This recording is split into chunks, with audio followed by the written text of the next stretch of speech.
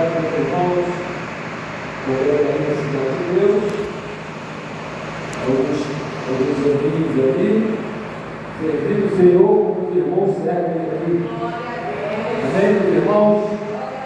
Nós estamos nessa caminhada e a nossa esperança é um dia morar com Jesus no céu. Amém, meus irmãos? Pastor José já fez a leitura, pastor não, o dirigente, o irmão que está ministrando nessa noite, deu lá no Salmo 24. Nós vamos fazer uso desse salmo. Eu vou ler os irmãos ouvem. O Senhor é a terra e a sua plenitude, o mundo e aqueles que nele habitam, porque ele fundou sobre os mares e afirmou sobre os rios. Quem subirá ao monte do Senhor, ou quem estará no seu lugar santo? Aquele que é limpo de mãos e puro de coração, que não entrega a sua alma à vaidade, nem jura enganosamente. Este receberá a bênção do Senhor e a justiça do Deus da sua salvação. Esta é a geração daqueles que buscam a tua face, ó Deus de Jacó. Levantai a porta das vossas cabeças, levantai-vos para entradas eternas, e entrará o Rei da Glória. Quem é este Rei da Glória? O Senhor forte e poderoso, o Senhor poderoso na guerra. Levantai a porta das vossas cabeças, levantai-vos, ó entradas eternas.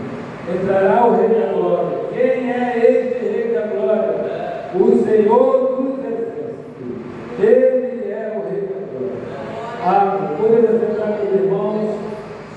Eu quero glorificar a Deus por essa bendita oportunidade. Meus irmãos, nós acabamos de ler um salmo de Davi. Aleluia. Um salmo de Davi.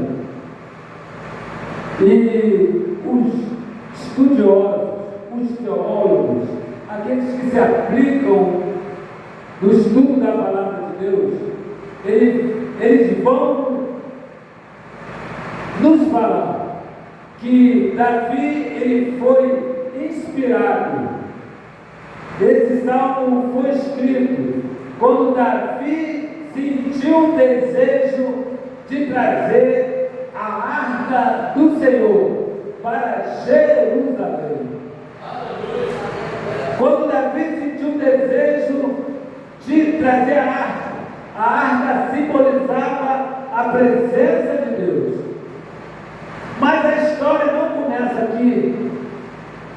Aqui nós vemos Davi expressando e glorificando a Deus pela entrada da arca em Jerusalém. Mas nós não só temos histórias boas para contar acerca da arca no meio do povo de Israel.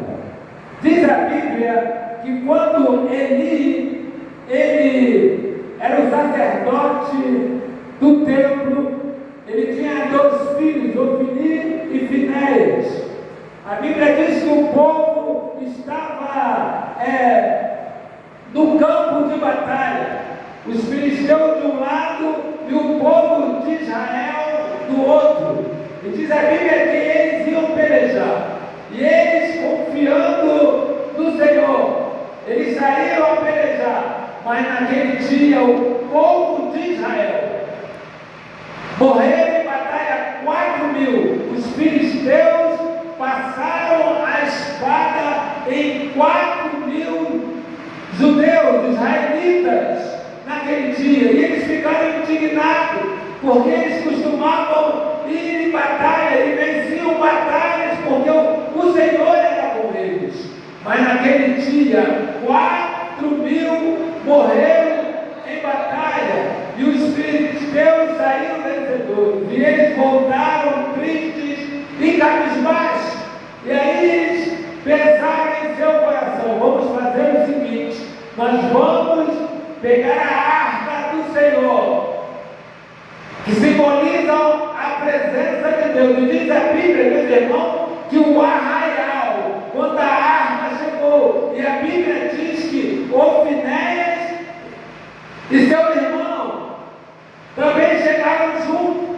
Eles serviam também no templo. Somente que esses dois filhos dos sacerdotes que serviam no templo eram homens corruptos, eram homens que não serviam a Deus com fidelidade, e eles vieram juntamente com a harpa. E diz a Bíblia que os filisteus ouviram um clamor muito alto vindo do arraial do povo de Israel, e eles temeram, porque eles sabiam que eles agora estavam debaixo da mão de Deus, que Deus ia agora entrar na batalha com eles, e possivelmente eles iam perder a batalha. E eles gritaram, e eles aí clamaram, buscaram talvez a Deus, mas acontece que os filisteus ficaram temerosos, mas eles ouviram alguém dar um conselho para eles: vocês vão, porque vocês vão vencer essa batalha. E eles pegaram o ânimo e saíram a batalhar. E o povo de Israel pegou a arca e foi a batalha contra os filisteus. Mas diz a Bíblia que agora os filisteus vão vencer a batalha novamente, e os filhos do sacerdote agora vai morrer na mão dos filisteus, e Israel vai perder a batalha para os filisteus. E agora a arca, que representava a presença de Deus, agora também vai ser levada para o arraial dos filisteus. Meus irmãos, uma coisa é certa: a presença de Deus simbolizada na arca do Senhor não era somente levar a arca para a batalha, mas tinha que ter também a presença de Deus na vida deles. Os sacerdotes eram corruptos, eles não podiam com a sua vida testemunhar ou levar a presença de Deus junto com a arca. E aí nós vemos o povo perecer, porque não basta somente orar, tem que ter a presença de Deus. Não basta ter a arca, tem que levar conosco a presença do Senhor. Israel pensava que com gritos iam colocar temor no povo filisteus, eles iam vencer a batalha. Não bastava somente levar a arca, tinha que ter temor de Deus na sua vida, tinha que andar com Deus, tinha que guardar os conceitos de Deus na vida deles, e eles assim não faziam. Diz a Bíblia que agora a arca não estava mais na mão do povo de Israel, agora a arca está na mão dos filisteus.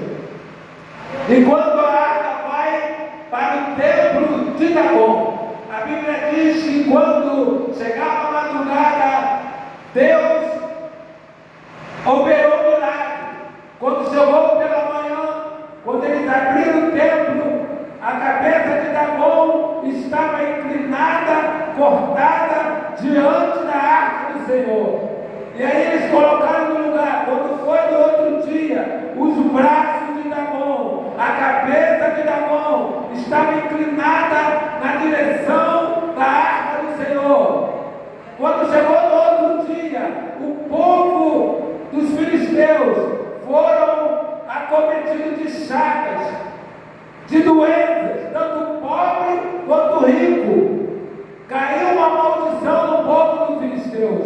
Eles chegaram à conclusão que a arca que eles colocaram no templo estava trazendo maldição para o povo. Eles pegaram a arca agora e mandaram devolver a arca ao povo de Israel. E a arca voltou ao povo do Senhor. Louvado seja o nome de Deus. Glória a Deus. E aí nós encontramos, quando a arca, Davi sentiu desejo de buscar a arca, porque Saul, ele não sentiu desejo de colocar a arca em lugar especial. Quando Davi coloca o desejo de buscar a arca para Jerusalém, a arca está na casa de Abinadab. Por alguns anos a arca ficou na casa de Abinadab. Davi era um homem que foi criado com ovelhas. Ele era rei, ele era um homem de batalhas. E ele não tinha muito conhecimento sacerdotal. E ele não sabia e nem procurou saber como a arca tinha que ser levada, transportada de um lado para outro. Davi manda fazer um carro novo de boi para colocar a arca do Senhor. E quando nós lemos a Bíblia, somente podia levar a arca do Senhor os levitas da casa dos coatitas, com varas de madeira especiais, e somente os levitas podiam levar. E agora Davi, sem conhecimento, ele vai mandar fazer um carro novo de boi para levar a arca do Senhor. E aí quando a arca agora começa a ser levada, ela passa pelo buraco e ela ameaça cair, e Uzá agora coloca a mão na arca. E a Bíblia diz que na mesma hora, Uzá morre, ele é fulminado, ele morre, porque Uzá não era da tribo de Levi, ele não era separado para manusear, para transportar a arca, ele não podia fazer tal coisa. O que acontece muitas das vezes na igreja quando nós não somos separados para fazer determinadas coisas que queremos fazer. Queremos colocar a nossa mão aonde não nos foi dado autoridade, não nos foi dado autonomia, nós não recebemos do servo de Deus, do ungido de Deus, permissão para fazer. E aí nós sofremos a cariação do Senhor. Nós podemos passar por tribulações, porque nós não temos autorização do Senhor. Nós não fomos ungidos, separados para assim fazer. Uzá não tinha autorização do Senhor. Ele não era da casa de Levi. Aleluia, louvado seja o nome do Senhor. Meus irmãos, e aí vai acontecer que Davi vai ficar muito triste, porque Deus agora matou um homem que tinha boa intenção de estar ali fazendo algo para o Senhor, mas não lhe era permitido. Boa intenção não é suficiente. Boa intenção não é. No mundo diz o seguinte, que com boa intenção o inferno está cheio, não é verdade? Isso não tem aí uma linguagem, um dizer mudando que de boa intenção o inferno está cheio. Na igreja não muda, nós temos que ser voluntários, mas certas coisas não podemos fazer. Tem pessoas separadas para se realizar. E a Bíblia diz que Davi ficou triste. E agora nos parece, não diz o texto isso, mas agora parece que Davi ele vai aprender, ele vai buscar conhecimento, porque se já houve uma tragédia, agora ele vai tomar as devidas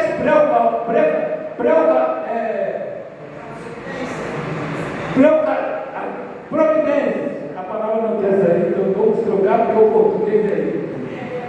Não é verdade? As seguintes providências. Possivelmente ele foi procurar o sumo sacerdote, um sacerdote que tinha conhecimento como transportar a arca. E agora ele vai separar cantores, tamborins, como ele fez antes. Porque o desejo de Davi era adorar. O desejo de Davi era prestar um culto. Porque culto sem a presença de Deus não tem culto. A arca simbolizava a presença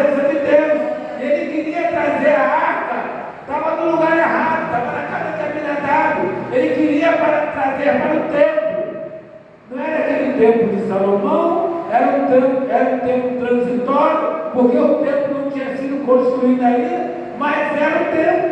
Ele queria adorar o Senhor, ele queria prestar um culto conforme as Escrituras.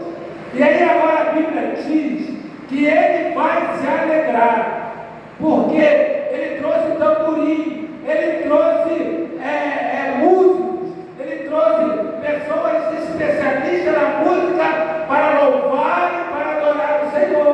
E a Bíblia diz que ele vai dançar, ele vai glorificar o Senhor. Louvado seja o nome do Senhor. E aí nós chegamos aqui, meus irmãos, no capítulo 24. No capítulo 24, onde nós lemos acerca do salmo que ele vai escrever a respeito desse transporte, dessa chegada da arca em Jerusalém. Do Senhor é a terra e a sua plenitude, o mundo e aqueles que nele habitam, porque ele fundou sobre os mares e afirmou sobre os rios. Quem subirá ao monte do Senhor, e aquele estará no seu lugar santo, aquele que é limpo de mãos e puro de coração, que não entrega a sua alma à vaidade e nem jura enganosamente.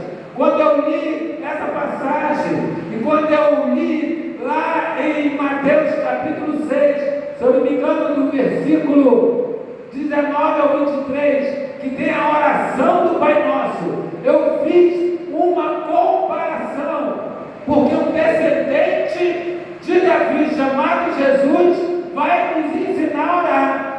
Quando ele nos ensina a orar, ele vai repetir essas palavras, porque quando Jesus ensina a nós chegarmos a Deus em oração, ele diz: Pai Nosso que estás no céu. Ele está dizendo que o Criador, o Todo-Poderoso, ele está repetindo a oração de Davi, aquilo que Davi tinha falado no Salmo 24, o mundo em que nós habitamos, porque ele fundou sobre os mares e firmou sobre os rios.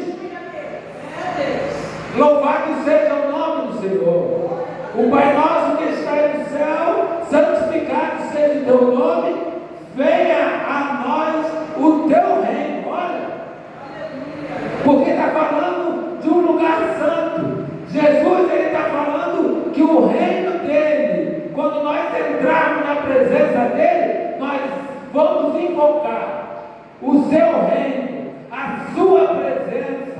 Aleluia, louvado seja o nome do Senhor. Mas como nós vamos entrar na sua presença?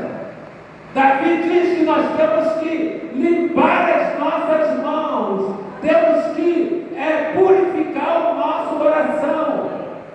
Louvado seja o nome do Senhor. E Jesus nos ensina a pedir perdão dos nossos pecados, a perdoar o nosso próximo. Louvado seja o nome do Senhor. Os irmãos sabem de qual é salteado a oração que Jesus ensinou: pão nosso de cada dia dai-nos hoje e perdoa as nossas dívidas, assim como nós perdoamos. Então só tem presença de Deus, meus irmãos, quando há perdão. Só tem presença de Deus quando há perdão. Louvado seja o nome do Senhor. Só tem presença de Deus quando nós estamos com as nossas mãos limpas, com os nossos corações puros. Quando nós aprendemos a não guardar mágoas. Às vezes nós oramos por pessoas que estão enfermas, continuamente enfermas. Porque muitas das vezes essa enfermidade, ela é fruto de falta de perdão. Você sabia disso? Porque a Bíblia diz que a falta de perdão, ela vamos dizer, ela quebranta os ossos. Está isso na Bíblia, se eu não me engano. Ela quebra os ossos. Se você não perdoar, ou seja, você vai gerar em você doenças. Vai gerar em você doenças. A raiz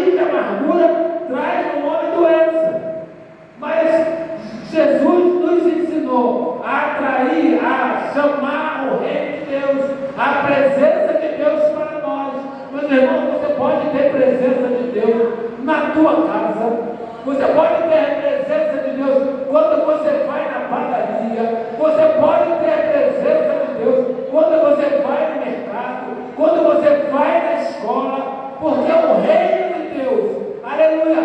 Você invoca o nome do Senhor e chama o reino de Deus para entrar na sua vida. Aleluia! Louvado seja o nome do Senhor. Eu costumo dizer o seguinte: se existe um reino, existe um rei. Se existe um rei, esse rei é chamado Jesus, e você é súdito dele. E se existe um reino, meu irmão, existem leis que regulamentam a nossa vida, que vai reger a nossa vida. Nós não vivemos segundo o nosso querer, mas nós vivemos segundo o que está escrito na Bíblia, segundo o que Jesus nos ensinou. A presença de Deus é muito importante na nossa vida. Davi, o que ele quis dizer para o povo daquele dia é que ele, de repente, nós podemos ver aquela história que passou nos tempos de Eli. Ele poderia ter falado assim, ó: o povo lá gritou, o povo clamou, atemorizou os filisteus, mas eles foram para a guerra e perderam. Então agora vai mudar. Agora vocês vão aprender a entrar na presença do Senhor. Vocês têm que purificar o coração de vocês. Você tem que lavar as vossas mãos, porque o mundo diz o seguinte, que nós podemos dizer que eles têm a política do nada a ver, não é verdade? Do nada a ver. Isso aí não tem nada a ver. Você pode servir o Senhor de qualquer maneira, da maneira que sentiu o seu coração. Mas Davi estava dizendo o seguinte para o povo: agora vai ser diferente. Para entrar na presença de Deus, você vai ter que cumprir os mandamentos que diz os livros de Levítico. Vai ter um sacerdote agora, vai ter um sacerdote, você vai ter que sacrificar, você vai ter que passar pela bacia, limpar as mãos, você vai ter que passar pelo pátio, o sacerdote vai ter que levar, então tem um cerimonial para poder adorar e bendizer o nome do Senhor. Mas Jesus, ele veio, aleluia. Graças a Deus que nós não precisamos passar por esse cerimonial. A Bíblia diz que quando Jesus foi levado à cruz do Calvário, às 3 horas da tarde, eu posso aqui estar imaginando, porque às 3 horas da tarde era o sacrifício que o sacerdote fazia no templo. E agora Jesus vai morrer na hora nona, que significa às 3 horas da tarde. E agora Jesus vai entregar o seu espírito a Deus. E agora o sacerdote vai estar lá no templo adorando da maneira antiga, da maneira do Antigo Testamento. E agora ele vai contemplar, aleluia, louvado seja o nome do Senhor, o véu do templo se rasgando de alto a baixo. Ou seja, agora tem um novo caminho, agora tem uma nova presença que vai acompanhar todo aquele que aceita Jesus como Salvador. Então nós somos privilegiados, porque nós não precisamos mais de cordeiro, não precisamos mais de sangue imolado. Agora nós temos a presença de Jesus. Aleluia! Os louvores foram entoados nesta noite. O Senhor está no nosso meio. A presença está no nosso meio. Aleluia! Louvado seja o nome do Senhor. Você vai para casa, mas você vai levar a presença. Você vai acordar amanhã, mas você vai acordar com a presença. Porque o véu do tempo se rasgou e você hoje tem a presença do Senhor. Que Deus nos abençoe.